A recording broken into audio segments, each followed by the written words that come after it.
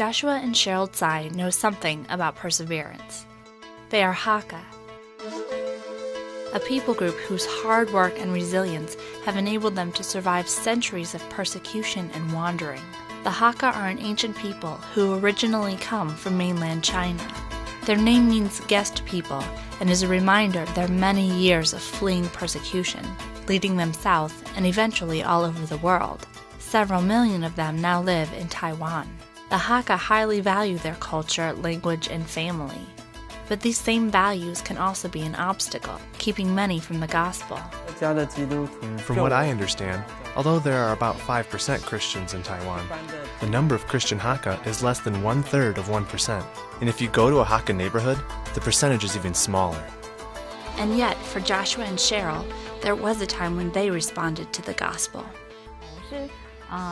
When I was 17, I graduated from high school. I came from an idol-worshiping family and had worshipped the idols since I was young, but actually, I was afraid of them. I started going to a church in my neighborhood that offered English classes. There, I met some missionaries who led me in a Bible study and helped me understand that there is a true and living God, and that Jesus died for my sins. I accepted Jesus as my Savior, and that was the best decision in my whole life. I had a physics teacher in high school who was a Christian and invited students to his church. By the time I graduated, I had gone several times and was impressed with the atmosphere. But Joshua had a hard time understanding and believing some Christian doctrines and stopped going to church until he went away to university. I started going to the student group, where they used drama to share the gospel.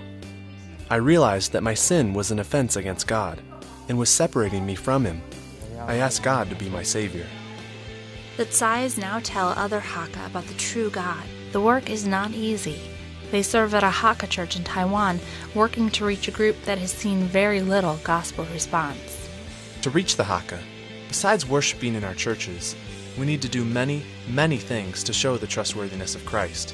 To survive, many Hakka have blended into Taiwanese society, but their hearts are still Hakka, and ministry to them must be culturally relevant. The Hakka think that Christians forget their ancestors because they do not offer incense to them. To reach the Hakka, this is a big barrier and an important fact to understand.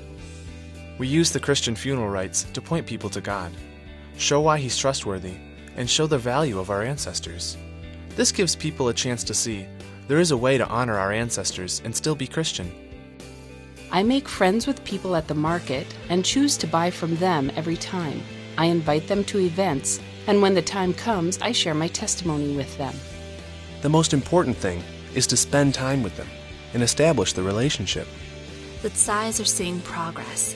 The day before we arrived, they baptized 3 people, but they can't do the work alone. We hope that our Christian brothers and sisters in Taiwan will rise to share the gospel. But there are a lot of weak Hakka churches, so there are very few co-workers. It's my hope that there will be more missionaries coming to help us reach the Hakka people.